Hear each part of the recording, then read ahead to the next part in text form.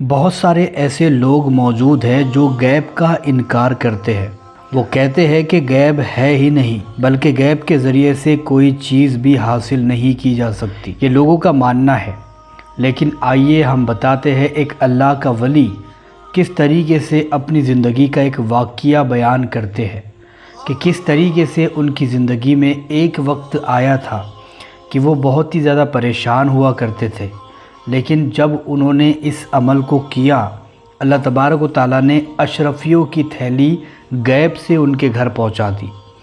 آئیے جانتے ہیں وہ واقعہ کیا ہے اور وہ عمل کون سا ہے جس کو کر کے آپ بھی غیب سے رزق حاصل کر سکتے ہیں۔ اس ویڈیو میں ساری ڈیٹیل میں بات کریں گے، لیکن آگے بڑھنے سے پہلے ایک گزارش ہے کہ اگر آپ چینل پر نئے ہو تو چینل کو سبسکرائب ضرور کر لیں۔ دوستو، حضرت عاصم رحمۃ اللہ تعالیٰ علیہ خود اپنا ایک واقعہ سناتے ہیں۔ ایک مرتبہ کہتے ہیں کہ میں بہت ہی زیادہ مفلس ہو گیا، تنگ دستی میں مبتلا ہو گیا۔ جو میرے رشتہ دار تھے ان سے بھی میں نے مانگ کر دیکھ لیا، لیکن انہوں نے بھی منہ موڑ لیا اور مجھے دینے سے انکار کر دیا۔ میں بہت ہی زیادہ تنگ آ گیا، مصیبت میں آ گیا۔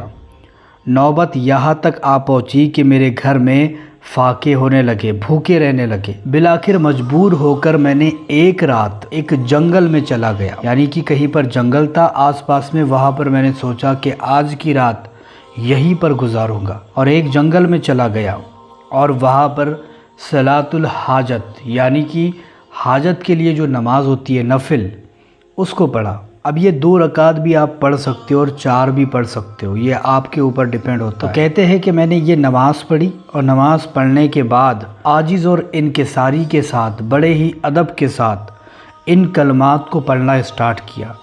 اب وہ کلمات کون سے ہیں؟ وہ کلمات ہیں یا مسبب الاسباب و یا مفتح الابواب یا سامی الاصوات یا مجیب الدعوات یا دافع البلیات یا قاضی الحاجات اغننی بحالک عن حرامک و بفضلک عمن سواک۔ یہ وہ کلمات ہیں۔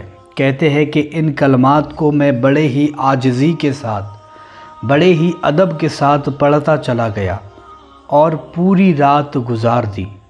دیکھو، اس میں رات تو نہیں گزری، لیکن ان کا کہنا ہے کہ آدھی رات میں ہی، بلکہ کچھ دیر کے بعد ہی ایک غیب سے اشرفیوں کی تھیلی ان کے پاس آ گری۔ یعنی کہ ان کا کہنا تھا کہ یہ الفاظ، یہ جملے میں کہتا جا رہا تھا اور میرے پاس اشرفیہ آتی چلے جا رہی تھی۔ جب میں دعا سے فارغ ہو کر ابھی اسی جگہ بیٹھا ہوا تھا کہ میرے سامنے پھر سے ایک اشرفی کی تھیلی آ گری، اور یہ غیبی طور پر آئی تھی، نہ کہ کسی نے وہاں لا کر دیا تھا، بلکہ یہ اللہ تبارک و تعالیٰ نے غیب سے ان کو یہ عطا کیا تھا۔ تو کہتے ہیں کہ میں نے اس کو اللہ کی نعمت سمجھ کر اٹھا لیا۔ جب میں نے اسے کھول کر دیکھا تو اس میں 80 سونے کے اشرفیہ تھے۔ اس کے علاوہ ایک قیمتی سرخ یاقوت بھی تھا۔ آپ فرماتے ہیں کہ پھر اسے میں نے اپنے کام کے اندر لے لیا، جو مجھے ضرورت تھی ان ضروریات کو پورا کیا۔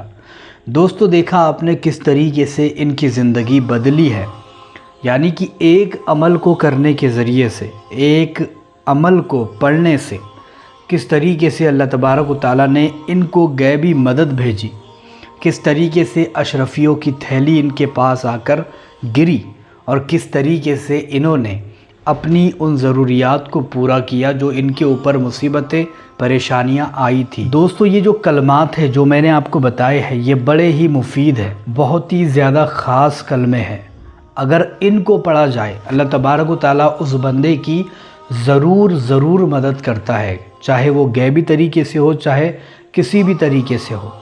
اللہ تبارک و تعالیٰ اس کی مدد ضرور کرے گا اور اس کی دعاؤں کو رد نہیں کرے گا۔ جو بندہ اس کو پڑھ کر دعا مانگے گا، اللہ تبارک و تعالیٰ اس کی دعاؤں کو فوراً ہی قبول کر لے گا۔